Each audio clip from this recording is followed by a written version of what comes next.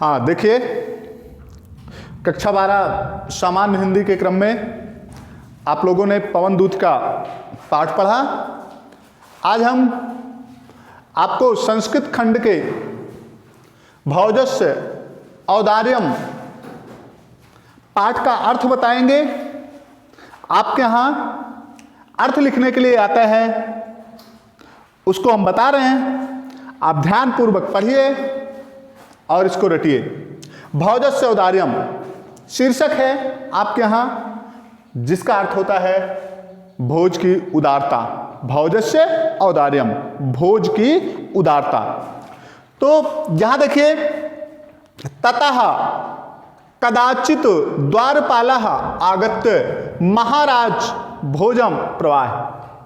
बताया ततः कदाचित, बताया ततः माने होता है उसके बाद, मतलब शीर्षक चल रहा है। कहने का तात्पर्य कि आप अगर इसके प्रसंग में जाएंगे कि भोज, राजा भोज अपने महल में बैठे हुए हैं, लोगों की समस्याओं का निदान कर रहे हैं, उसी क्रम में मतलब इसके आगे कोई आया था और उसके बाद कदाचित कभी द्वारपाल आगत्य, द्वारपाल ने आकर महाराज भोजम प्राय, महाराज भोज से कहा। ध्यान दीजिए, उसके बाद कभी द्वारपाल आकर महाराज भोज से कहा। इसके बाद है देव कौपीन अवशेषो, कहा महाराज जिसके शरीर पर, कौपीन माने होती है लंगोटी, लंगोटी मात्र शेष है। कौपीन अवशेषो यानी जिसके शरीर पर लंगोटी मात्र शेष है। विद्वान द्वार वर्तते, एक विद्वान द्वार पर आया है। फिर से देख लीजिए कि देवम कौपीन अवशेषो विद्वान द्वारिम वर्तते इति, कि जिसके शरीर पर लंगोटी मात्र शेष है, ऐसा विद्वान द्वार पर आया है। राजा प्रवेशे इति प्राह, राजा ने कहा उसको प्रवेश कराओ या हमारे पास लाओ। राजा ने कहा प्रवेश है मतलब उसको, उसका प्रवेश कराओ या मेरे पास ले आओ।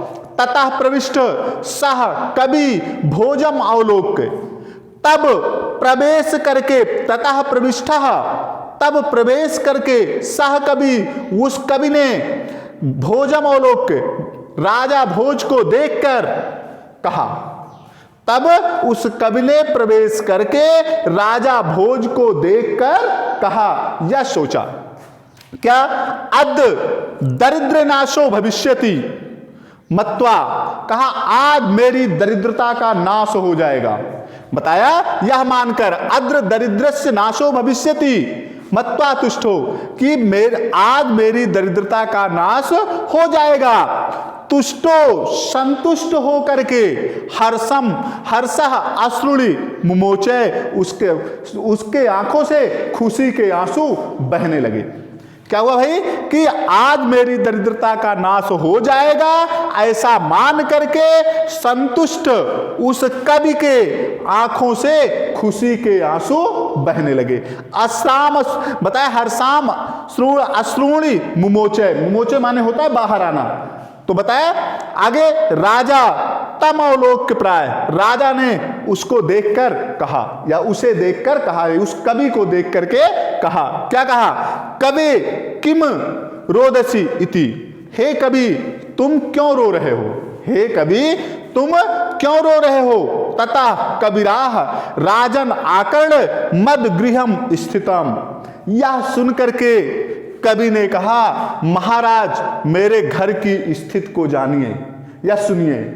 तब क्या हुआ भाई, ततः कबीरा राजन अकर्णम मद गृहम स्थितम, तब कवि ने कहा राजन मेरे घर की स्थिति को सुनिए, कि मेरे घर की स्थिति क्या है, मैं कैसा हूं, कैसा जीवन व्यतीत कर रहा हूं, इस स्थिति को आप सुनिए।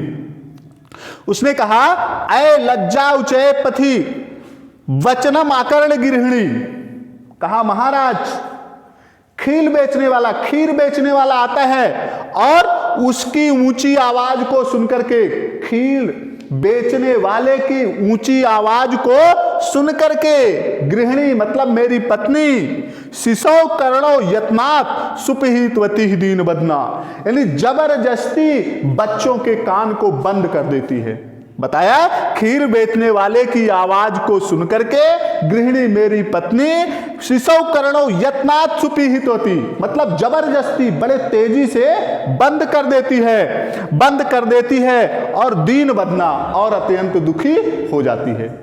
बताया यहां कहने का तात्पर्य क्या है कि उसके पास खरीदने के लिए पैसा नहीं था। कहीं बच्चे जिद ना करने लगे कि उनको आवाज सुनाई पड़ जाए उस खील बेचने वाले की, और खील माने होता लावा, ध्यान रखिएगा, तो उस लावा बेचने वाले की आवाज ना हमारे कान में पड़ जाए, बच्चों के कान में पड़ जाए और कहे कि चलिए हमको लावा दिलाइए। तो बच्चों की हट क्या होती है भाई, जब बच्चे हट करते हैं किसी चीज के लिए तो उसे प्राप्त करके ही छोड़ते हैं। तो सोचा, उसकी पत्नी ने सोचा कि हम कैसे दिलाएंगे, इसलिए जैसे ही उसने कहा खील ले लो, उसने तेजी से दौड़ करके क्या किया, अपने बच्चों के कानों को बंद कर दिया।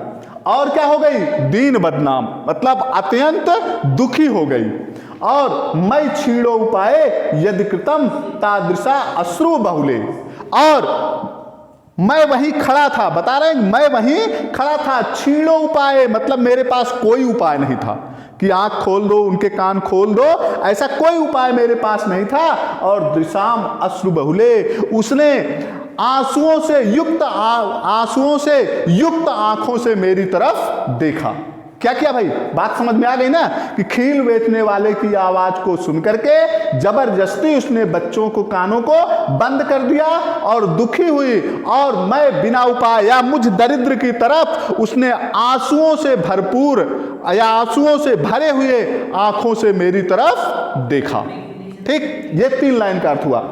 मैं छीड़ो उपाय यद कृतम, दृश्य हो गया यहां तक, तदंत सल्लाह में कहा, जब हमारी पत्नी ने आंसुओं से पूर्ण आंखों से मेरी तरफ देखा तो उस बताया तदंतनम सल्यम, मेरे हृदय में जो कांटा चुभा, मतलब अपनी स्थिति को देख करके मेरे हृदय में जो कांटा चुभा, जो मुझे कष्ट हुआ, त्वमसि पुनरोत्रम मुमिचिता, उसे आप ही निकाल सकते हैं। बताया कि ऐसी दरिद्रता की स्थिति है मेरी, यानी मैं इतना दुखी हूं, इतना दुखी हो गया कि इसलिए आपके पास आया कि मेरी पत्नी के पास बच्चों को लावा खरीदने के लिए पैसा नहीं था, और वो बेचने वाले की आवाज कहीं मेरे बच्चों के कानों में ना घुस जाए, उसको सोच करके उसने यत्न पूर्वक उनके कानों को बंद कर दिया और दुखी हुई। और मैं बिना किसी उपाय के, मैं दरिद्र वैसे ही खड़ा रहा, और उसने आंसुओं से पूर्ण आंखों से मेरी तरफ देखा, और उसके देखने के कारण जो मुझे कष्ट हुआ, जो मेरे हृदय में क्या हुआ, कांटा चुभा, उसको त्वमसि पुनरोद्धात मुदिता, आप ही निकालने में समर्थ हैं। आई बात समझ में?